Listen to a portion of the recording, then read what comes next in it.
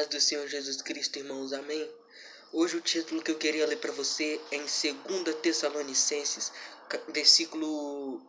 capítulo 12, versículo 13. Espero que seu dia seja maravilhoso, sua tarde seja maravilhosa, sua noite seja maravilhosa, buscando sempre a Deus em oração, porque sempre Deus cobrirá a nossa necessidade, Ele sabe do que a gente precisa, Ele guiará os nossos passos. E assim diz: ninguém de maneira alguma vos engane, porque não será assim, sem que antes venha a apostasia, e se manifeste o homem do pecado, o filho da perdição, o qual se opõe e se levanta contra tudo que se chama Deus, ou se adora, de sorte que se assentará com Deus, no templo de Deus, querendo parecer Deus. Não vos lembrais de que essas coisas vos dizia quando ainda estava convosco? E agora vos sabeis que o detém, para que o seu próprio tempo seja manifestado. Porque já um mistério da injustiça opera somente a um que agora o retém, até que do meio seja tirado. Então será revelado o iníquo, a quem o Senhor desfará pelo espírito da sua boca, e a aniquilará pelo esplendor da sua vinda. A esse cuja a vinda é a segundo a eficácia de Satanás, com todo poder e sinais e prodígios de mentira, e com todo engano da injustiça para os que perecem, porque não receberam o amor da verdade para se salvarem. Agora eu vou explicar em partes para você o que significa todos esses versículos até o versículo 9. Até o versículo 9. Sem que antes venha a apostasia, Paulo explica ao Tessalonicenses que alguns fatos devem acontecer antes da vinda do Senhor Jesus para julgar o mundo. A primeira apostasia, ou seja, o abandono da fé, a rebelião contra Deus e contra a sua palavra. 1 Timóteo capítulo 4, versículo 1. Se você pega aqui, ninguém de maneira alguma vos engane. Está falando conosco, o justo. Porque os ímpios eles não vão se preocupar com a palavra do Senhor. Porque não será assim antes que venha a apostasia, e se manifeste o homem do pecado, o filho da perdição, o qual se opõe e se levanta contra tudo que se chama Deus ou se adora. Se você pega o nome do anticristo, Cristo na frente e o anti atrás, quer dizer tudo que se opõe e se levanta contra tudo que se chama Deus, que está dizendo que é o anticristo aqui realmente, se você interpretar bem, o que se opõe e se levanta contra tudo que se chama Deus. Então é o anticristão. Ou se adora, de sorte que se assentará como Deus no templo de Deus, querendo parecer Deus. Aí você pergunta, qual será esse templo de Deus? E eu faço uma simples pergunta. O templo de Deus é o terceiro templo que está sendo construído. O primeiro templo não existe. O segundo templo não existe. E eles estão capacitando para o terceiro templo, para o anticristo sentar lá.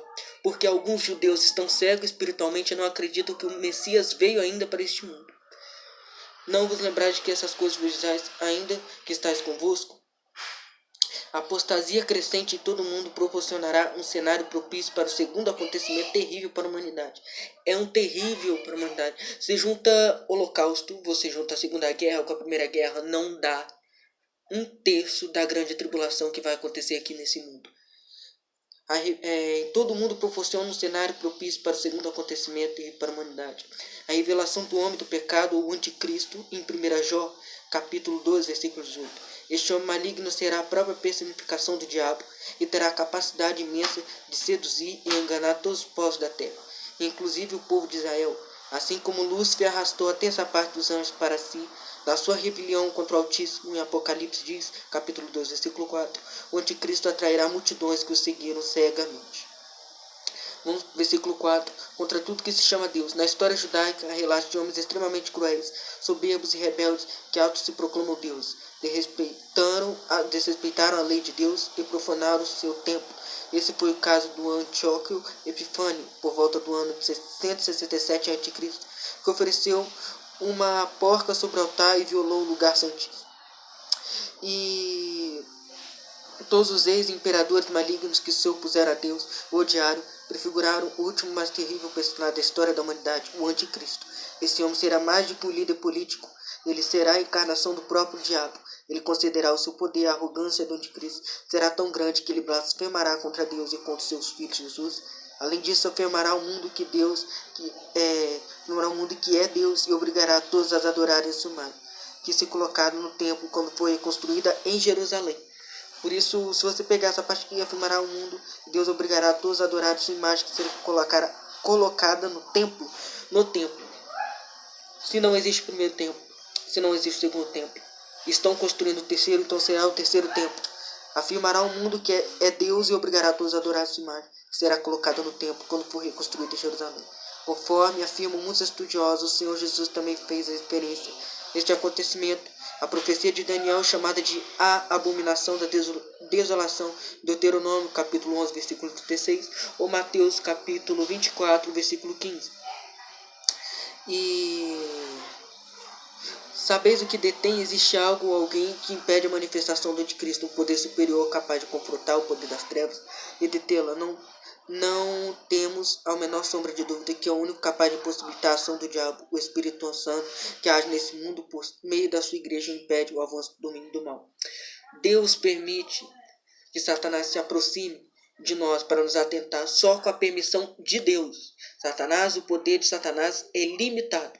Se você pega a parte aqui, então será revelado o iníquo que o Senhor desfará pelo espírito da sua boca e aniquilará o esplendor da sua vinda. Isso será na segunda vida, com um sopro de Deus, de Jesus Cristo, assoprará o anticristo. O anticristo será lançado no lago de fogo, junto com o falso profeta e com a besta. Isso que eu queria falar com você, só essa parte aqui. E espero que vocês abram seu olho, porque Jesus está voltando. Bote seu dia em santidade. Peça perdão dos seus pecados, porque o dia se aproxima cada dia mais que a